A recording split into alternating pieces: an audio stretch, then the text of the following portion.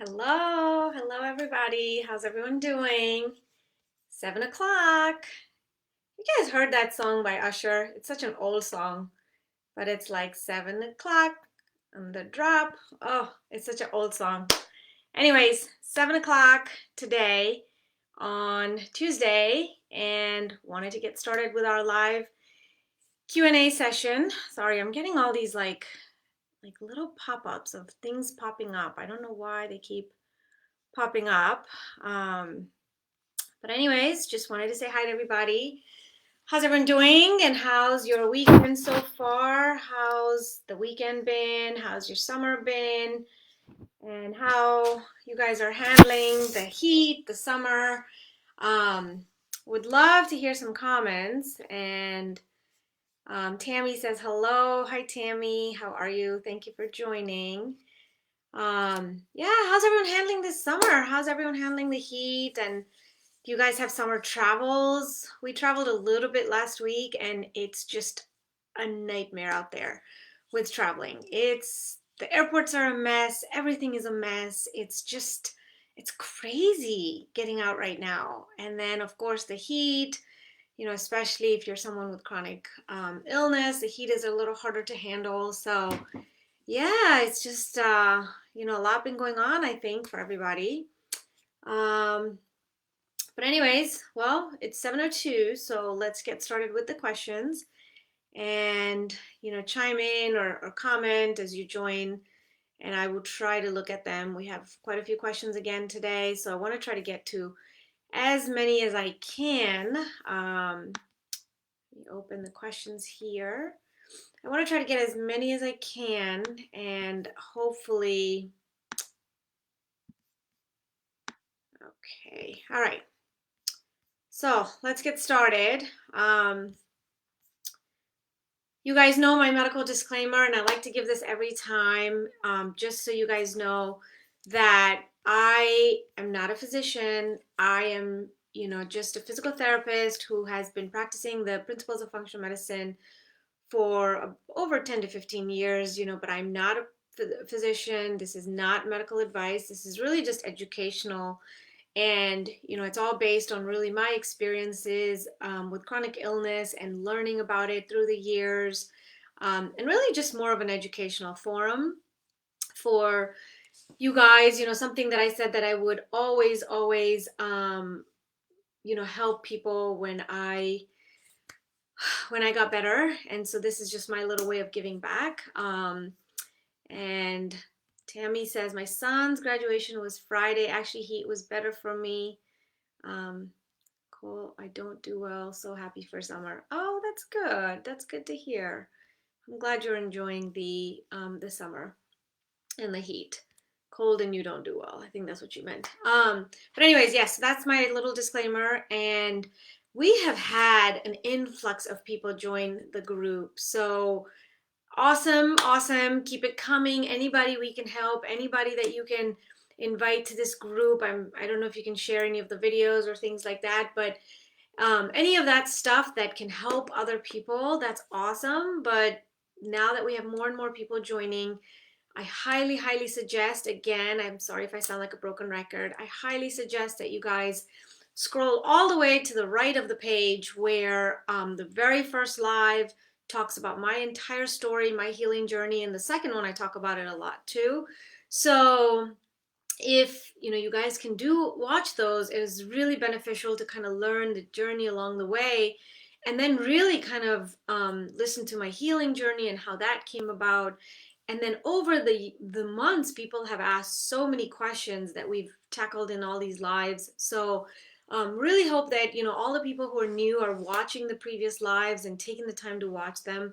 And so that's really beneficial, I feel, to really kind of catch up to speed.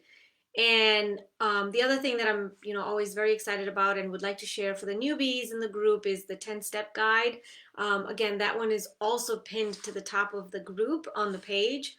Sorry, on the Facebook group, it's pinned to the top.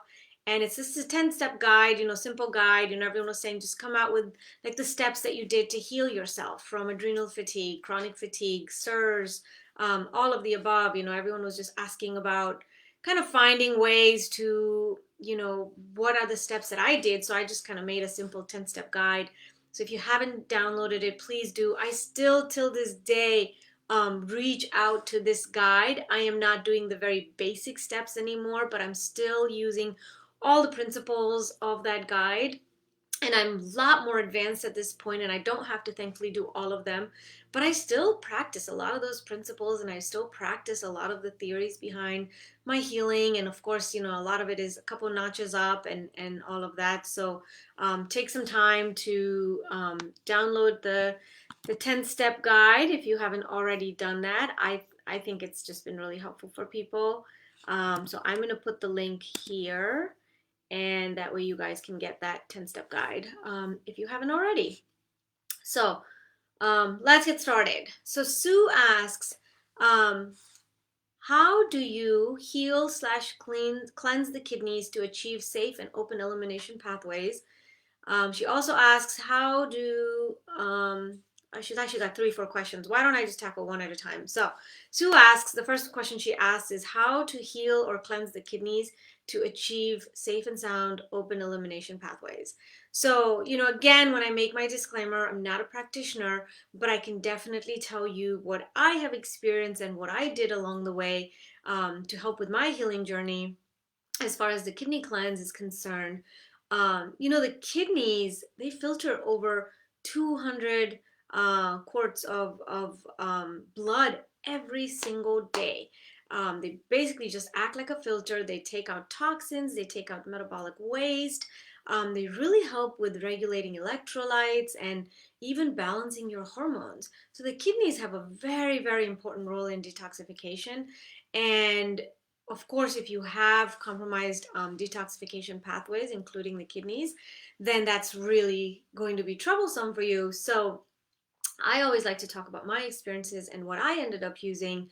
I did like a multitude of cleanses when I was really, really sick, and the whole process took me about a year, but the kidney cleanse was one of them.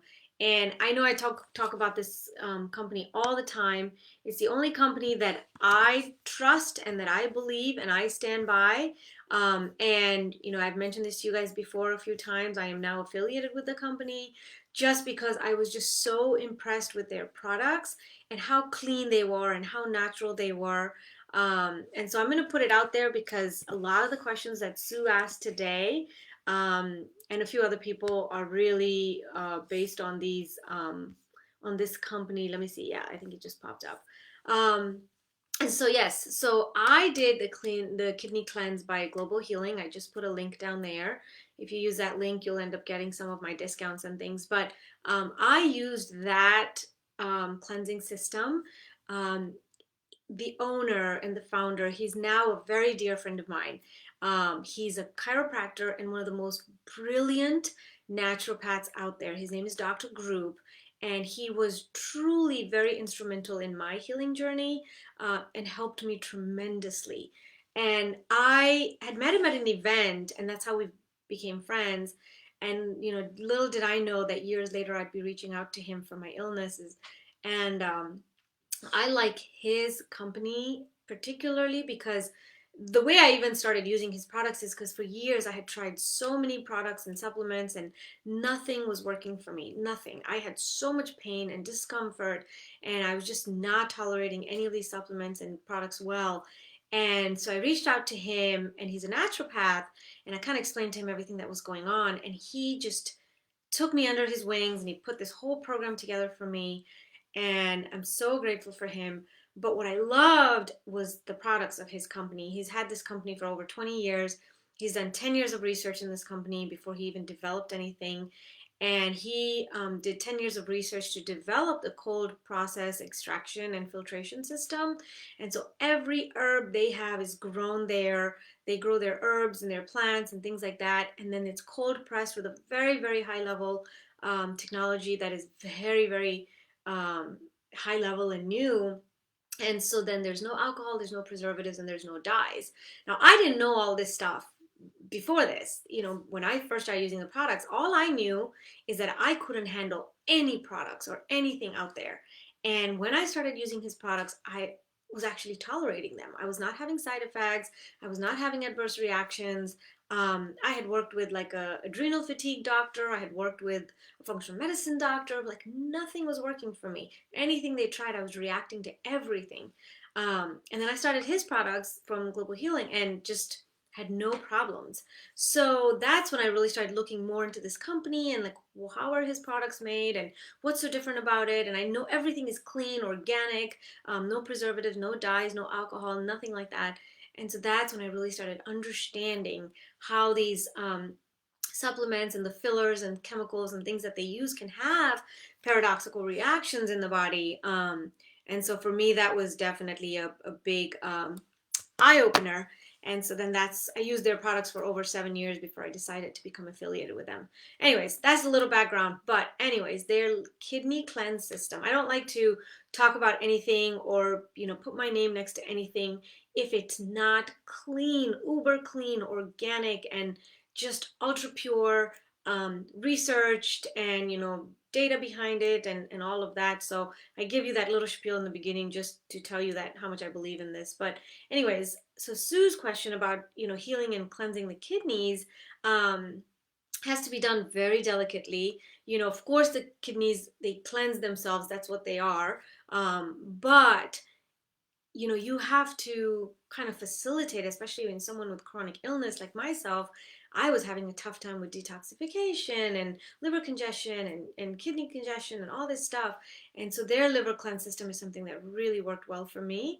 And it's basically the drops and then the turmeric and then oxy powder, and it's just a 4-day cleanse system, very simple, very easy on the system. And they give you all the instructions and a pamphlet that comes with it.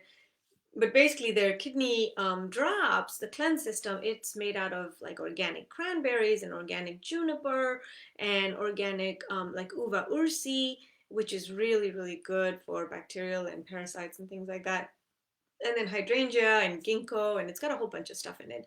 And so you take that 3 times a day. You take their turmeric, I believe, 3 times a day, and then oxy powder, which I think I mentioned to you guys last time. That's been even vetted out and really been promoted even by biohackers, and things like that. So like Dave Asprey has talked about oxy powder. So it's a cleanse system. It's 4 days. It's really simple. They explain everything to you, what you should be eating in those 4 days, what your diet should be like. And then it just kind of walks you through this. And what I love also is that it comes with like VIP kind of customer service. And so if you have any questions along the way, if you're undecided where you should start or what you should use, they really handhold and walk you through it. And I've used them myself, and so I knew, I already had the background and I had the information on them, so I kind of knew all my stuff. But of course, when I kind of called their customer service and checked with them, like they really knew their stuff. So for me, that was definitely a big important aspect of this, using this cleanse system. And so that's the one I've used and that I have experience with.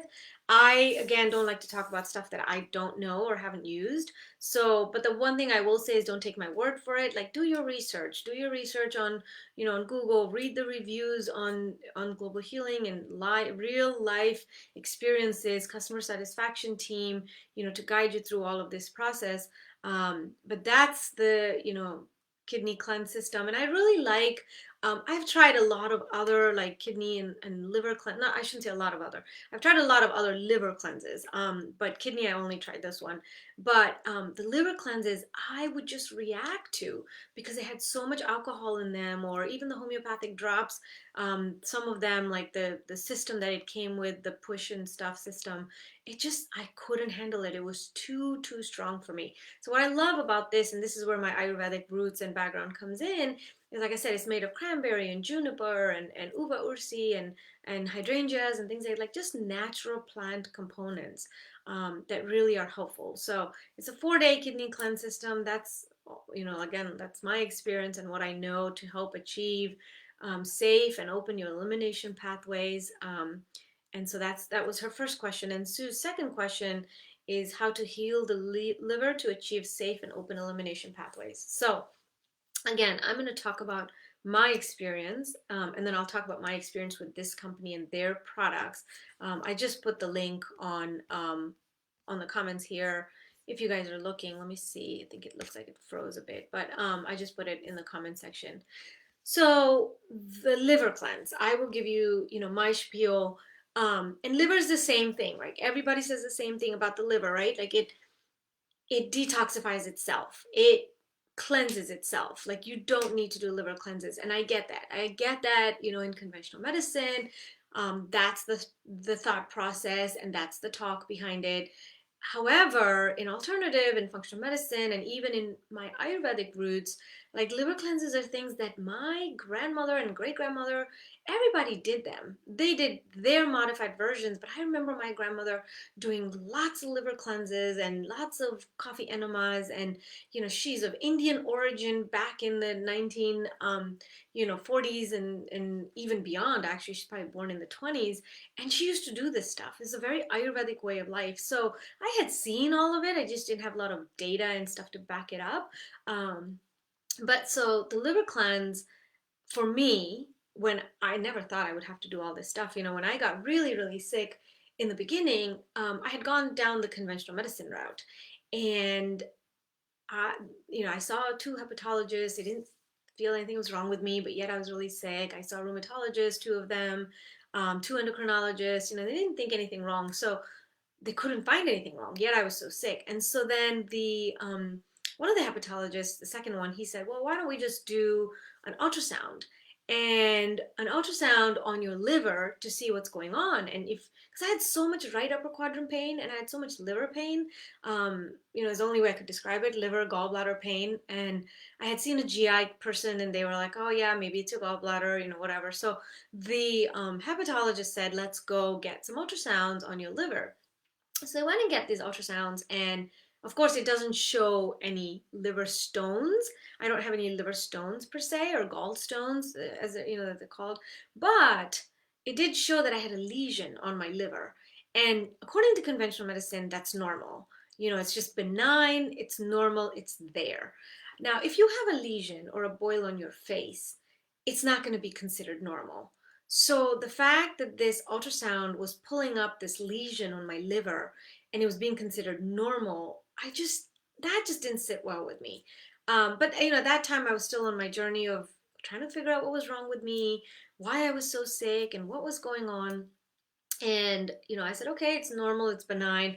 I talked to a lot of friends of mine who are all physicians, and they're like, yeah, it's normal, it's just a benign, lesion on your liver.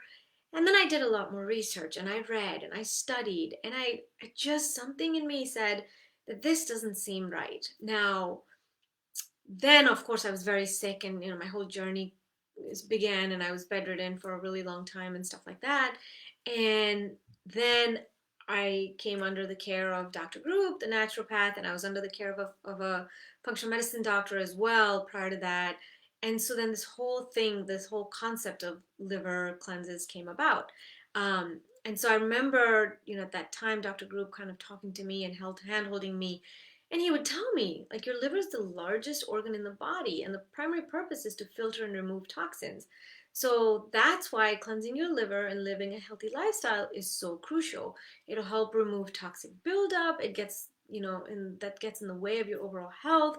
Like, he knows me well enough to know that I was a really clean eater and a very healthy person. I led a very healthy lifestyle, so he knew that about me. But what I had just gone through in this high levels of stress for 2 years, and anyways, like, in your mid 30s, like, you've just had all these toxins, and I used to drink alcohol at that time and stuff like that. I mean, you've just kind of done damage to your liver. I used to like my French fries and fried food, even though I ate pretty healthy for the most part. So all these toxins start kind of building up, and chemicals and pesticides and products, and I wasn't using very clean and organic makeup products and things like that, especially coming in college, and all this stuff, whatever was cheap is what we used. And so he was like, okay, you're gonna need a liver cleanse. And I was like, what? Like, that's the last thing I want to do here is do this liver cleanse. And he's like, no, it's very beneficial for you, and you're really gonna see a lot of difference. Sorry, my hair is like all crazy today. And he said, it's gonna really help you, and it's gonna be beneficial. And so, again, I I tried other systems first for the liver cleanse and just did not tolerate anything. Even a couple of homeopathic drops, even distilled water I couldn't tolerate, even the pushcat system I couldn't tolerate. I could not tolerate any glutathione, liposomal glutathione at all, at all. I just couldn't tolerate any of that stuff. And so then I said, okay, I'm going to try his liver cleanse system and see. And it's a 6-day protocol. And basically, day 1 to day 4, you're taking the liver health tonic, and it's got like organic milk thistle and organic dandelion, and it's got a few other things in it that are more cleansing. And then you also take turmeric 3 times a day, and then you take oxy powder in the evening. So you're doing the liver tonic, the turmeric, and then oxy powder. And what all of that does is it just helps soften the liver. It makes it more like pulp and malleable and things like that. And then it starts kind of loosening up the toxins. And then on day 5, you eat very light, like they recommend, like just fruits, and fruits and vegetables, but just fruits that day. And then that night, there's a packet of Epsom salt in the kit. You drink that in 8 ounces of water, I think. And then I want to say maybe 2 hours later or hour later, something like that, you drink the olive oil. It's 6 ounces of olive oil.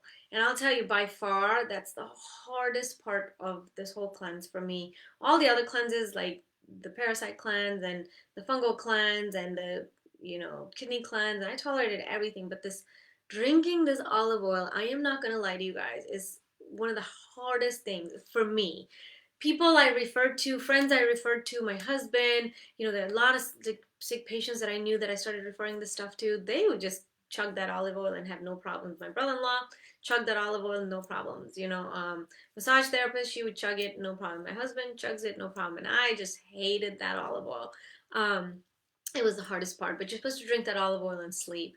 And then the next morning, which is day 6, you take, I think it's like 4 or 5 oxy powders, and you get really, really loose stool, and stuff like that, just kind of detoxification, and all this stuff is junk is coming out. So my first liver cleanse, and I think even my second one, I really didn't get much out. My third one, I started getting these big old like green stones out. Sorry that it's so much information. It's not very appealing right now, but I started after the third one getting out these green stones, and you could see the pattern of which the stones were impacted. And then once they break, you can see kind of like a jigsaw puzzle. It looked like a jigsaw puzzle, and I would get so many of them out. I actually have pictures along the journey, and obviously I'm going to spare you guys the details and not share this stuff with you. But I was just shocked how much was coming out. And what's funny is you're supposed to do them a month apart. I did 7 of them. You're supposed to do them a month apart. I did one, and like I said, I didn't feel too much difference, and I didn't get much out. That's kind of like shaking things up, in the landmine when they first do the explosion. And then the second one, I didn't get much out, a little bit maybe. The third one was when I got like a ridiculous amount of stuff out. And that's after I did the fourth one is when I started feeling better. I started feeling lighter. I started getting energy back. I started losing weight finally, because I had been like gaining weight for those 3 years of everything that we were going through, and I finally started losing weight as well. And so that was really eye-opening for me. So those liver cleanses were just really helpful. Dr. Group says that with every liver cleanse, you clean your liver out about 10%, 10 to 15% each time with each cleanse. And I don't know, because I don't have anything to prove it as far as statistics or data. I never needed to go back for another follow-up ultrasound like they asked me in a year, because I had no pain anymore. But I felt so much better, and I lost weight, and I started healing in that journey. I won't say that that was like the main reason or the start, or it wasn't like that wasn't where my healing began, but it was maybe a start for when I started feeling better. And I know that it helped, because I did 7 of them, and all back to back every month. Sometimes 5 weeks, but I wouldn't go longer than 5 or 6 weeks. And I did 7 of them, and it really, really helped. And again, the only reason my body tolerated these products very well, I had no issues with them, and everything in there is very clean, organic, like milk thistle and dandelion and all that stuff. It's just so clean. Now you do have to stay very hydrated. um, a mistake that I made the third and fourth time, once I started getting a lot of stuff out, I should have been on electrolytes. I picked that up after the fourth time that I probably need to be on electrolytes, and things like that. I used to do a lot of celery juice and things like that, so it used to help, but then by the third and fourth time, I needed much more. Um, and so, yeah, so that's, the again, what I know for the liver cleanse system. I didn't really like any of the other systems and didn't enjoy them, and also did not do well with any of the other systems. I like to, I made this disclaimer again that this is what worked for me. I'm now affiliated with the company. My family and I used the products for 7 years, before I even decided to become affiliated with them. So those are the protocols that I used for the liver cleanse system that Sue asked about. She asked about the kidney cleanse system. And then Sue's last question is she wants to learn more about parasitic protocols, good ways to safely eliminate parasites, and what are some good products for parasite elimination. So that's a great question as well, Sue. I will say that same thing. I hate that I have to keep giving the same example of the same company, but I'm trying to think. In the beginning, my functional medicine doctor did not have me on any kind of parasite cleansing. I think she had me do some stool tests, but it wasn't like too crazy. But then once I worked with her and I worked with the adrenal fatigue specialist, and then I started working with Dr. Group from Global Healing, he put me on a whole year-long program. Like, I think they have this multi-cleanse system, and he put me on the whole 9 yards of this whole thing. And part of it included a parasite cleanse and a fungal cleanse. Um, and their fungal cleanse system is called Mycozil, I think is what it's called, Mycozil. And then their parasite cleanse system is called Paratrex. And I really had good success with it. I did that, I want to say, at least 6 weeks. I did them one after another. And I can't remember which one I did first, whether I did the fungal one first and then the parasite, or either way. But I did both of them. And so, to answer Sue's question about parasitic protocols, I used Paratrex from Global Healing, same link I put in the comments, and it's a fantastic product that they have, and it's designed. Harmful organisms are everywhere. It can be transmitted by people, by pets, your environment, your food. We used to travel the world a lot too, so like do a lot of charity work, and so because of that, like we used to eat, all over the world. So food, and so once parasites get in your system, they steal the nutritional value from your food, and they also release toxic waste products, which makes you feel like crap, and it affects your health and your body. And so Paratrax is a unique formula. It's designed to help create an environment that's hostile to the invading organisms. That's what I really liked, because some of the other stuff that the doctors would put me on, and especially like, it would take out the good bacteria as well. And so that's why I really like Paratrax and how natural it is, to cleanse your body, because it's made of a blend of herbs and other natural ingredients. And so then it's just, I think it's got like wormwood, organic wormwood. It's got a bark, black walnut, organic neem leaves. I know it's got, and I love that it's got organic clove. And then I love that it's got like fulvic acid in it, which again is a very master detoxifier as well. And so it only kills all the bad stuff, not the good stuff. And so that Paratrex was really good.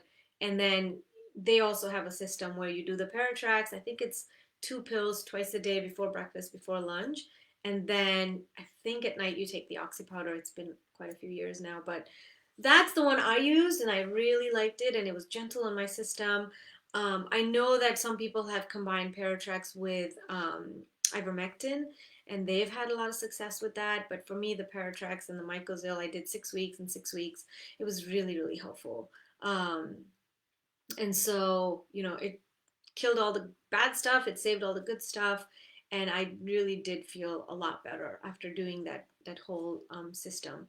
So hope that helps. I mean, Sue, I know you had 3 questions in there, and it's quite a long-winded answer, but Again, not trying to, just this is my experience. These are the products I used and had great success with, and very, very gentle enough for people who are chronically ill because we have a lot of sensitivities. So for me, these were really good. Let me just see here real quick.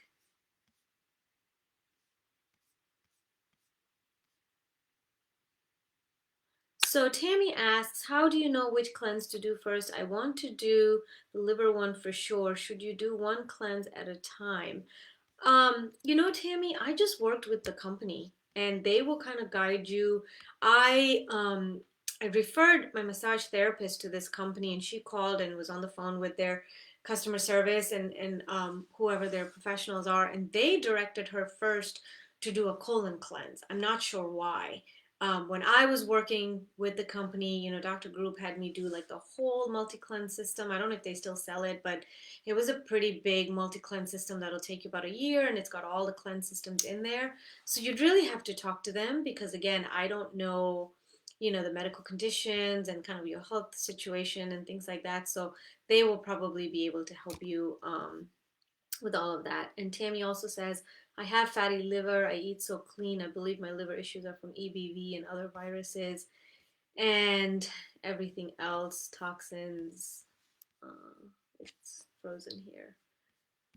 But yeah, I was told I had fatty liver, which once in the ultrasound it didn't show that, but again, I had the lesion, and so I was always scared of developing non-alcoholic fatty liver. Mine would have been from the stress of those 18 months and the cortisol and things like that. But I was always fearful of that, which is one of the reasons why I did the liver cleanse and I did all that to really help just trajectory my healing journey. Okay, Georgie asks, I am on antimicrobials for SIBO and I'm on oregano oil. Is it normal to have a horrific period during die off, like chunks of memory completely disappearing mid conversation? This might just be too many toxins coming out, but noticed it way worse during my period. Um, so I will tell you, Georgie, I was treated for SIBO and I did do the Xifaxan, and I think it was like a 3 week course. And I will tell you that stuff is strong. I don't know what you're on, but for me, I was on Xifaxan and it is strong. And the first 4 days, I felt like death. I thought I was going to die with the Herxing reaction. I felt horrible, horrible. And so after the second day of feeling so miserable, the only thing I did that really seemed to make a difference and really helped me was I've talked about this before, the Alka-Seltzer Gold. I would do 2 of those in some lemon water, like squeeze the juice of fresh organic lemon. I would squeeze that in there with 2 Alka-Seltzer Gold and put like 8 ounces of water and just chug that thing. I think it's the vitamin C component from the Alka-Seltzer Gold, and then the lemon juice also has some vitamin C and some detoxing properties, and the baking soda in there, I guess, in the Alka-Seltzer, and that just makes you feel like it just calms down the Herx reaction. So sounds like you part of it are going through that. You should hopefully you're not on SIBO, I mean on antimicrobials for so long. At least the Xifaxan I was on for 3 weeks, and that's it. Um, but it does cause massive Herx reactions. And so during this time, when I was having these severe Herx reactions, I felt like crap. I was dehydrated. I needed to keep replenishing my electrolytes a lot, drinking lots and lots of water. And I think I mentioned this before, and I'm blanking out right now, but I think it's called partially hydrolyzed um, agar gum or something like that, that I had to take to keep the good bacteria from dying. Um, it's partially hydrolyzed. I'll have to look it up and type it in the comments later. But I was taking something else which was food for the good bacteria. And that way, because it's killing off the bad stuff and the good stuff. And so, if you provide nourishment and food for the good bacteria while you're undergoing the treatment for SIBO, then it really helps you to not feel so horrible and terrible. Um, as far as these chunks of memory disappearing that you're talking about, I had that too quite a bit in the beginning, and I still do. You can see I can't remember the name of this product that I used to use. um, partially hydrolyzed something gum. Uh, I'll have to look it up and I'll type it in the comments later. But for me, the memory issues were because of my hormonal imbalance. Very high cortisol can do that to you, because it really causes systemic inflammation, which then causes inflammation in the brain. So, like high stress, high cortisol will really affect your memory and word finding. I couldn't do any math. You would give me a simple math problem and I couldn't do it. I couldn't find words. I'd look at my kids and like, what am I saying? And what was coming out? Nothing was coming out. And so that for me was hormonal related and estrogen related. Once I got on the estrogen and I got on hormone replacement, I started doing so much better with that. Um, so for me, that when that memory and those big chunks of time like that was really estrogen related. Now, if you think about it, if you are experiencing it during your cycle, um, that's when the estrogen levels completely go down, the progesterone levels go down. That's just normal part of a cycle. It's not related to SIBO. When women have their cycle, day 8 to 12 is the highest amount of estrogen. And then I think day 14 to 21 is the highest amount of progesterone. And then all of that comes crashing down. And then when you have the 5 days of your period, you have the least amount of estrogen and progesterone. So I would talk to your practitioner if you are having such massive symptoms, then to really maybe suggest or talk about supplementing with some hormone replacement therapy if indicated, because that's something for me that really helped. Staying hydrated throughout, taking a lot of electrolytes and things like that, especially during that time. Get your ferritin levels checked, your iron levels checked. All of that can really be helpful as well. So I have to drink water. Okay. DJRB asks, I did a oat test and it came back that I have no cortisol and no estrogen and no progesterone, among other things. I am worried. Any thoughts on that? Wow. Okay. I'm glad you're working. I don't know. I think that's your name, DJRB. Um, I'm glad you're working with a practitioner because they ordered this for you. And that is an important test. I'm assuming it's the organic acid test that you're talking about. Um, but it's so funny because that is really where I was when I first started. When they did my first cortisol test, it was flatlined. It was the salivary hormone test, the saliva test. My levels were flatlined. Like it was the x-axis, and the purple line was along the x-axis. I was zero for my cortisol. I had no pattern, no up, no down. I was completely flatlined, and I had zero estrogen and no progesterone, no testosterone. It was they diagnosed me later on with premature ovarian failure. But it was just part of that inflammatory process that took out my ovaries and adrenals and things like that.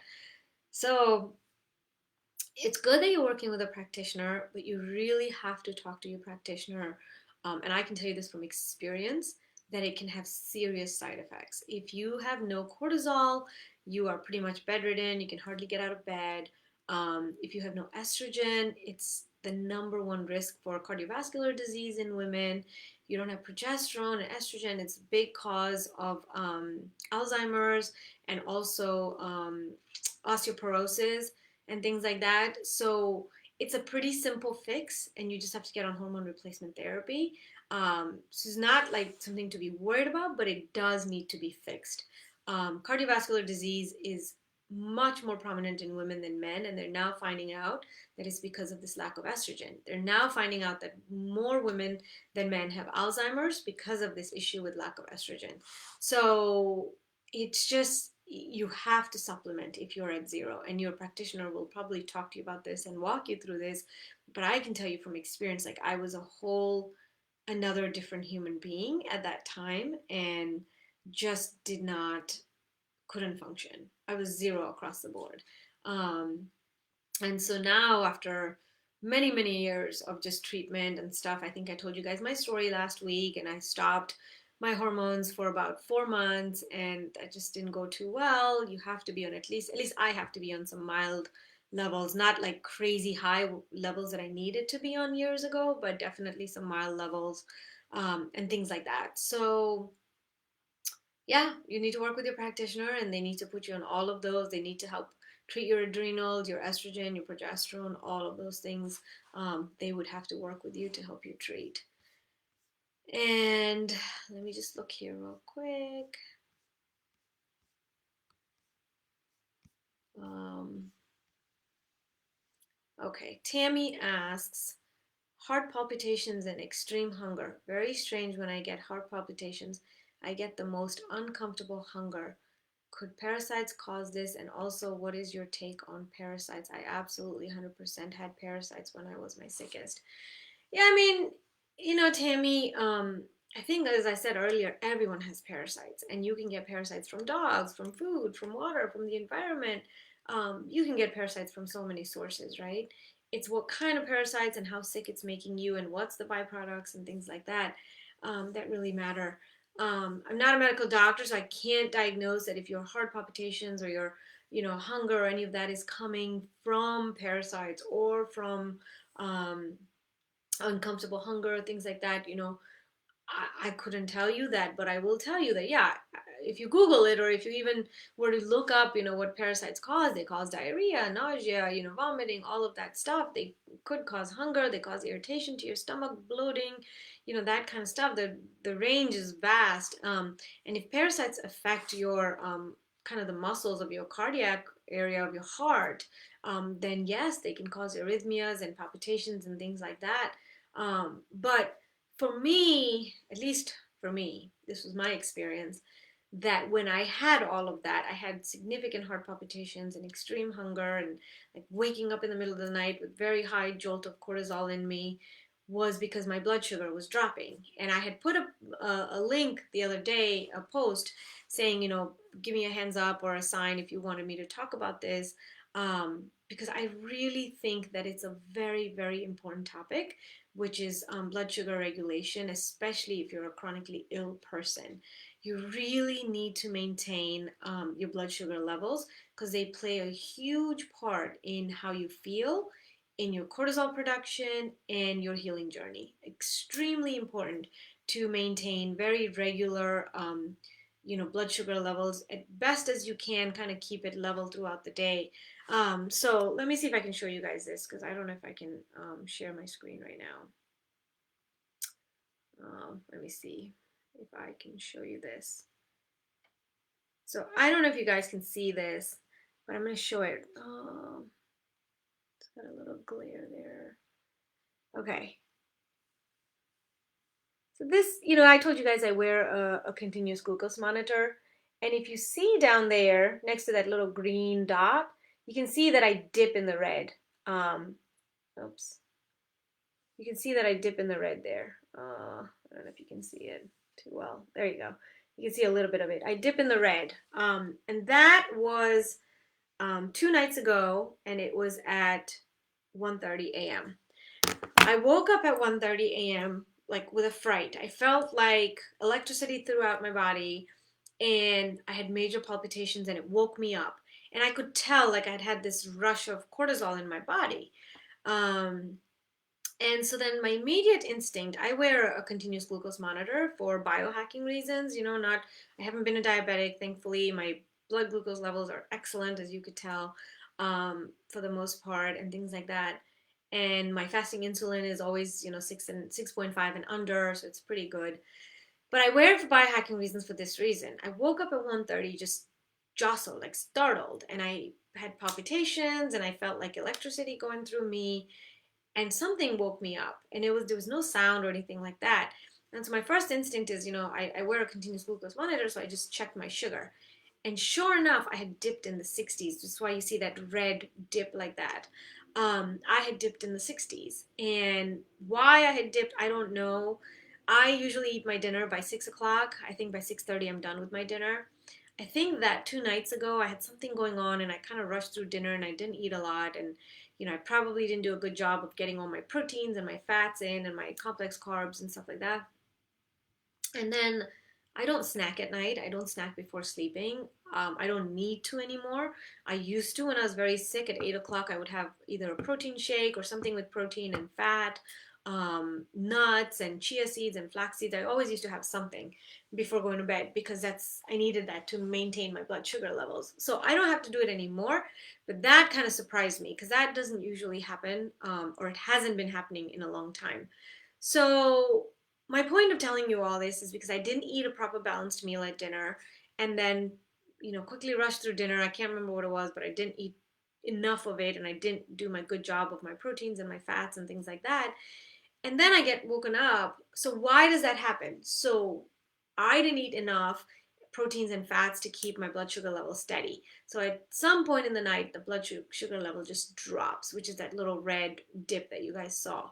When it dips, that could be dangerous to the body. And so what your body does, which is naturally just produce cortisol, which will then help take out like stored glucose from the liver and glycogen stores and start supplying your body with the glucose that it needs. And so my body just produced cortisol, and that woke me up like this. And I had palpitations, and I felt like wired, like what's going on? And so that definitely taught me a lesson that okay, maybe right now, because I'm really trying to exercise a lot more. I've been doing Pilates like 3 times a week if I can. I've been walking, so I've been doing a lot more exercising, than normal, and so I'm having more cortisol production probably.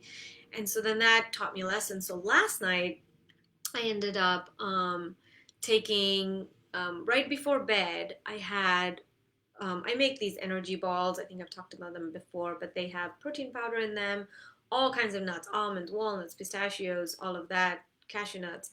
And then it has chia seeds, flax seeds, pumpkin seeds, sunflower seeds. I just blend everything with some protein powder and a couple of dates, just to kind of bind it. And I had a couple of those before going to bed. And so then I just had a little bit of protein, I had a little bit of fat in there. And so then last night, I'll show you guys. Let's see if I can get to that picture. I think this is last night during the day. But you can see, oops. So last night I stayed very steady. This is also yesterday afternoon and today afternoon, but I kind of stayed steady throughout the day. And so that helped keep my blood sugar levels very balanced. So why am I telling you guys this? Because keeping your blood sugar level balanced is very, very important for chronic illness. If you have these constant surges, already your adrenals are fatigued and they're taxed out and they're exhausted, and then you've got these surges that it needs to produce so much massive amounts of cortisol, then you're making yourself sicker, because with more cortisol comes more inflammation, comes more stress, all of that. So you have to keep your blood sugar levels steady. And how do you do that? You do that by each meal having a good amount of protein, very, very high amounts of vegetables and fiber, and then a good amount of fat. And so what that'll do is keep your blood levels, sugar levels steady. So when you don't have these spikes and dips in your blood sugar level, then your body doesn't have to accommodate by producing a lot more insulin, which will cause insulin resistance over time. And also your body doesn't have to produce so much cortisol to help balance that blood sugar level. Especially in the night, because you don't want to get woken up. So I know I've talked about this in the past, and a few people have tried it, and they've had some protein, like a fatty tea that I gave the recipe for, with collagen peptides and coconut oil and hot water, and just kind of drink that before bed, and that seemed to help a lot of people. It helped me. I would do just protein powder because if I didn't eat collagen peptides and stuff like that. But yeah, that definitely was helpful for me to sleep better at night. But then also during the day, to just every meal incorporate a lot of protein, a lot of fat, and lots of vegetables, so that fiber really keeps my blood sugar level steady. So that's the thing that I had mentioned that I really wanted to talk about, if people were interested in hearing about it, because it makes a big difference. So to go back to Tammy's question, that for me was my explanation when I was really sick. I would wake up with a heart palpitation and extreme hunger, because your body's trying to tell you, like, hello, your sugar's dropping, you need to go get some food. And so that would happen to me a lot in the middle of the night. And even now, like if I go more than 3 to 4 hours, my body will let me know. I start getting irritable, I start getting hungry. And so I have to make it a point, like if I eat lunch, and I'll eat a salad and tofu and tempeh and things like that for lunch. Then at 3 o'clock, I will usually have a little bit of cottage cheese with some nuts, because if I ate at 12, 12:30 and my dinner's at 6, that is too long of a period for me. By 5 o'clock, my sugar would drop. I would probably get pretty irritable and hangry, and things like that. And so I break it up at 3 o'clock, where I have some cottage cheese with nuts and things like that, or maybe a piece of fruit with some peanut butter, something to just keep my blood sugar level steady instead of a dip and then like really massively going up. And the other thing I was noticing too is if I waited too long, my blood sugar levels would kind of dip, and then I would eat and it would just spike up. And when it spiked up, I would get very fuzzy and very like brain foggy, and because then you have to produce all this insulin to start digesting all this food. Versus if you kept it steady, then when you eat a little meal, you just get a little blip like that. And so that was really helpful for me to keep my blood sugar levels very steady. So I don't know what your diet is throughout the day, Tammy, but I will tell you, for me, if I've eaten less that day, I really struggle at night with heart palpitations and hunger. So you almost have to, every meal, starting with breakfast, eat a good amount of protein and fats, keep yourself, satiated and full, and then maybe a 10 o'clock snack. My 10 o'clock snack is always a protein smoothie, because at that point is when I've gotten done working out. And so that, and then my salad and tofu or tempeh or whatever at lunch, and then my 3 p.m. snack is cottage cheese with nuts and chia seeds and flax seeds and stuff like that. And then my dinner is always lentils and quinoa and stuff like that. So I have to really make it a point to keep my blood sugar levels very steady throughout the day, so I don't get these extreme ups and downs, which then will have other reactions like heart palpitations and hunger and irritability and stuff like that. So again, I can't diagnose. I don't know which one it could be in your case. It could be a multitude of reasons. And I can just say that for me, keeping the blood sugar levels balanced is a huge help when it comes to some of those symptoms. So I hope that answered your question. Um, Let me see here. Yeah. Yeah, so I hope that answers everyone's questions. Today those are the questions we had.